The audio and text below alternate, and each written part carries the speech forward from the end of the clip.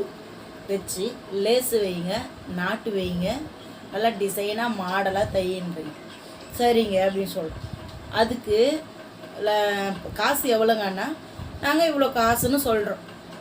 அவ்வளோவா? இவ்வளோ இது இந்த ஜாக்கெட்டுக்கு இவ்வளோவாக்கான்றீங்க.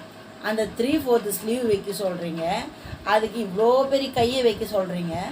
அதுக்கு துணி வராமல் இந்த புடவையை கொடுக்குற புனிவானுங்க ஜாக்கெட்டு பிட்டை 80 சென்டிமீட்ரு 70 சென்டிமீட்ரு கொடுத்துட்றாங்க.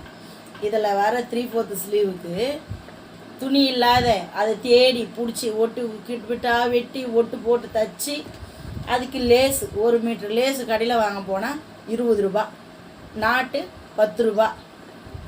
சரிங்களா? அத்தை வாங்கிட்டு வந்து நாங்கள் வச்சு தச்சு இவ்வளோ ரேட்டுன்னு சொல்கிறோம். அதுவே இவ்வளோவான்றீங்க. நாங்கள் இந்த ஒரு ஜாக்கெட்டை உருவாக்குறதுக்கு நாங்கள் எவ்வளோ கஷ்டப்படுறோன்னு எங்களுக்கு தான் தெரியும். கொஞ்சமானா கொஞ்சம் எங்கள் டைலருங்களை புரிஞ்சுக்கின்னு அவங்க கேட்குற காசை கஷ்டப்படுறதுக்கு ஏற்ற மாதிரி தான் காசு கேட்பாங்க. அவங்க கேட்குற காசை கொஞ்சம் கொடுங்க. நீங்கள் மதிப்பு பேசாதீங்க. தைக்காததுக்காக காசு கேட்க போகிறாங்க. எவ்வளோ கஷ்டம்னு தைக்கிறவங்களுக்கு தான் தெரியும். அதனால் டைலருங்க மேலே கோவப்படாதீங்க. ஐயோ அந்த கடைக்கலையா இவ்வளோ கேட்குறாங்க அப்படின்னு 4 பேர்கிட்ட நீங்கள் போய் சொன்னீங்கன்னா ஒருத்தர் கூட கடை பக்கம் வர மாட்டாங்க.